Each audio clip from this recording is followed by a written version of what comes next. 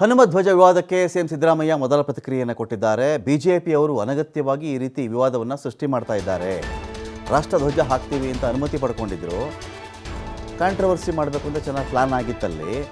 ರಾಷ್ಟ್ರಧ್ವಜದ ಬದಲು ಹನುಮಧ್ವಜ ಹಾಕ್ಬಿಟ್ರು. ಹಾಗಾಗಿ ಅಲ್ಲಿ ಸ್ಥಳೀಯ ಪೊಲೀಸರು ಬಂದು ಇಲ್ಲಪ್ಪ ನೀವು ತೊಗೊಂಡಿರೋದು ರಾಷ್ಟ್ರಧ್ವಜ ಹಾಕಬೇಕು ಅಂತ ಹೇಳಿ ಹನುಮಧ್ವಜ ಹಾರಿಸಿದ್ರೆ ಹೇಗೆ, ಇದು ಕೋಮು ಸಾಮರಸ್ಯಕ್ಕೆ ಅದಡುತ್ತೆ, ತೆಗೀರಿ ಅಂತ ಹೇಳಿದ್ರು. ಇದೇ ವಿಷಯ ಇಟ್ಕೊಂಡು ಹನುಮಧ್ವಜ ಹಾರಿಸೋಕ್ಕೆ ನಾವು ಅನುಮತಿ ತೊಗೊಂಡಿದ್ವಿ, ಇಳಿಸ್ತಾ ಇದ್ದಾರೆ, ತಿದ್ದುಬಿಟ್ಟಿದ್ದಾರೆ ಅಂತ ಹೇಳಿ ಗಲಭೆ ಎಬ್ಬರಿಸ್ತಾ ಇದ್ದಾರೆ. ಯಾವ ಪರ್ಮಿಷನ್ ತೆಗೆದುಕೊಂಡಿದ್ದಾರೋ ಅದಕ್ಕೆ ಆ ಕೆಲಸವನ್ನು ಅವ್ರು ಮಾಡಬೇಕಾಗಿತ್ತು. ಅದನ್ನು ಬಿಟ್ಬಿಟ್ಟು ಬೇರೆ ಧ್ವಜ ಹಾರಿಸ್ಬಿಟ್ರೆ ಜಿಲ್ಲಾಡಳಿತ ಸುಮ್ಮನೆ ಇರೋಕ್ಕಾಗುತ್ತಾ?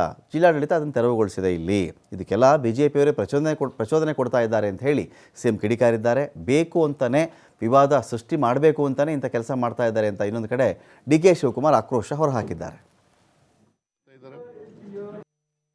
ಅನಗತ್ಯವಾಗಿ ಕ್ರಿಯೇಟ್ ಮಾಡ್ತಾ ಇದ್ದಾರೆ. ಅನಗತ್ಯವಾಗಿ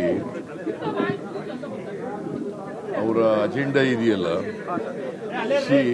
ಅವ್ರು ತಗೊಂಡಿರೋದು ನ್ಯಾಷನಲ್ ಫ್ಲಾಗ್ ಅಥವಾ ಕನ್ನಡ ಫ್ಲಾಗ್ ಹಾರಿಸ್ತೀವಿ ಅಂತ ಪರ್ಮಿಷನ್ ತಗೊಂಡಿದ್ರು.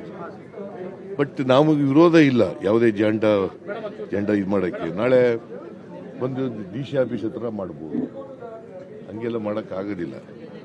ಸೊ ಅದಕ್ಕೆ ಯಾವ ಪರ್ಮಿಷನ್ ತಗೊಂಡಿದ್ರು ಅದನ್ನು ಆ ಬಾವುಟ ಮಾಡಬೇಕು. ಕುಮಾರಸ್ವಾಮಿ ಹೋಗಿ ಪ್ರೊಟೆಸ್ಟ್ ಮಾಡಿ ಪ್ರಚೋದನೆ ಆಗ್ತಾ ಇದೆ ಅಂತ ಅವರೇ ಪ್ರಚೋದನೆ ಮಾಡ್ತಾ ಇರೋದು.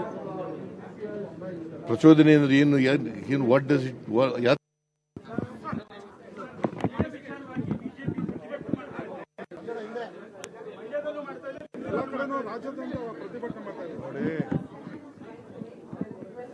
ಎಲೆಕ್ಷನ್ ಹತ್ರ ಬರ್ತಾ ಇದೆ. ಬಿಜೆಪಿ ರಾಜಕೀಯ ಮಂಡ್ಯಾಲೆ ನಾವೇನು ಬೇಸಿಲ್ಲ, ಕ್ರಿಯೇಟ್ ಮಾಡಕ್ ಮಾಡ್ತಾ ಇದ್ದಾರೆ.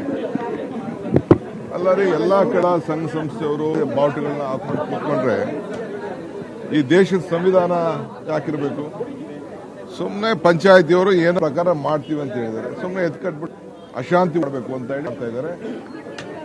ದೇಶದ ಕಾನೂನಿನ ಪ್ರಕಾರ ನಾವೆಲ್ಲ ನಡ್ಕೊಳ್ಬೇಕು. ಬಿಜೆಪಿಯವರಿಗೆ ಬೇಸ್ ಇಲ್ಲ, ಆ ಬೇಸ್ ಉಡ್ಸ್ಕೊಂಡು ಎತ್ಕಟ್ಲಿಕ್ಕೆ ಶಾಂತಿ